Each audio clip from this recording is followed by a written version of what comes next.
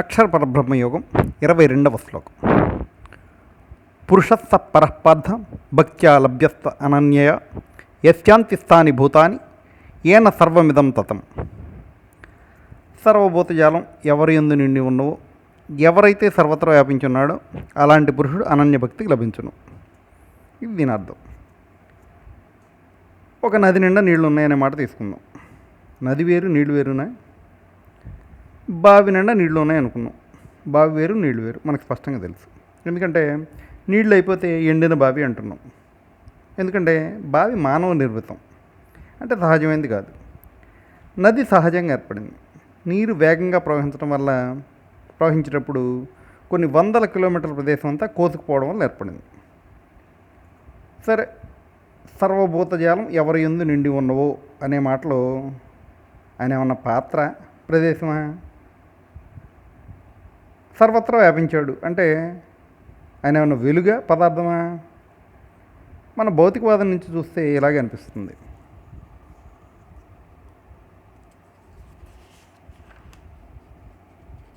ఎవ్వని యందు జనించి జగమెవ్వని లోపల నుండి లీనమై ఎవ్వని ఎందుడిందు పరమేశ్వరుడెవ్వడు, మూల కారణం బెవ్వడు, అనాది మధ్య లయుడెవ్వడు, సర్వము తానైన వాడెవ్వడు, వాని నాత్మభోని శరణంబు వేడదన్ అన్న పోతన గారి పద్యంలో ఈ పురుషుని గురించి తెలుస్తుంది.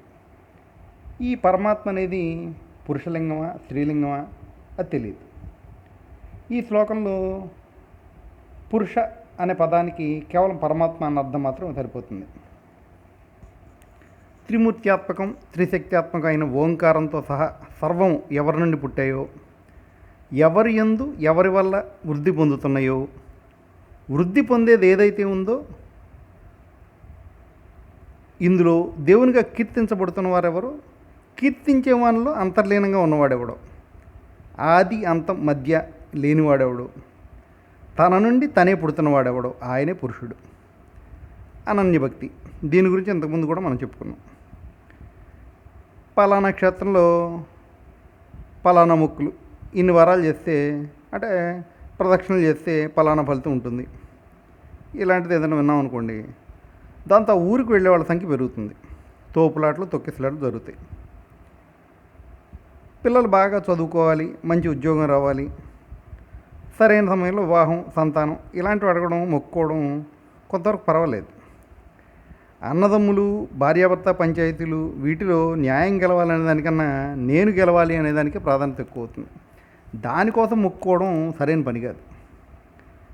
ఆ కోరిక తీరలేదంటే మరింత పవర్ఫుల్గా ఉండే కొత్త దేవుడి కోసం పరుగులాటం జరుగుతుంది. నిజానికి అర్జునుడు కృష్ణుని యుద్ధంలో తన పక్కన ఉండాలని కోరుకున్నాడు, కానీ యాదవీరుల్ని, యాదవ సైన్యాన్ని కోరుకోలేదు. నేను యుద్ధం చేయడం వల్ల ఎంతమంది చనిపోతున్నారన్న భావనలోని అహాన్ని తొలగించడానికే గీత బోధించాడు కృష్ణుడు. సరే, కృష్ణుడి దేవుడా, పరమాత్మ దేవుడా, ఇంతమంది దేవుళ్ళు ఎందుకు అనే మాటకి మనం సరిగ్గా గమనిస్తే నిత్య గాయత్రి సంధ్యావందన మంత్రాన్ని అనుష్ఠానం చేసే వాళ్ళకి తెలుస్తుంది. మొత్తం అంతా సూర్యోపాసన ఉంటుంది. సంధ్య, సావిత్రి, గాయత్రి, సరస్వతి, బ్రహ్మ, విష్ణు మహేశ్వరులు, పితృదేవతలు వీళ్ళందరినీ కూడా తలుచుకుంటారు. ఇందరిని తలుచుకున్న శివుని హృదయంలో విష్ణువు ఉన్నాడని, విష్ణువు హృదయంలో శివుడు ఉన్నాడని, అంతేకాక సర్వదేవ నమస్కార శంకరపతి గచ్చతి అనే మాట కూడా ఉంది. అలాగే మొదలుపెట్టే పూజ విష్ణుం శశివర్ణం అని వినాయకుడికి మొదలు పెడుతున్నాం. చివరిలో ఏమంటున్నాం? ఓం తద్బ్రహ్మ, ఓం తత్సత్యం, ఓం తత్సర్వం అంటున్నాం. ఇంతవరకు చూసినట్టయితే అందరూ ఒకటే అనేది అర్థమవుతుంది. కోరికలకు అతీతంగా ప్రతి క్షణం ఏ రూపంలో అయినా పరమాత్మను తలుచుకోవడం, అదే అనన్యత.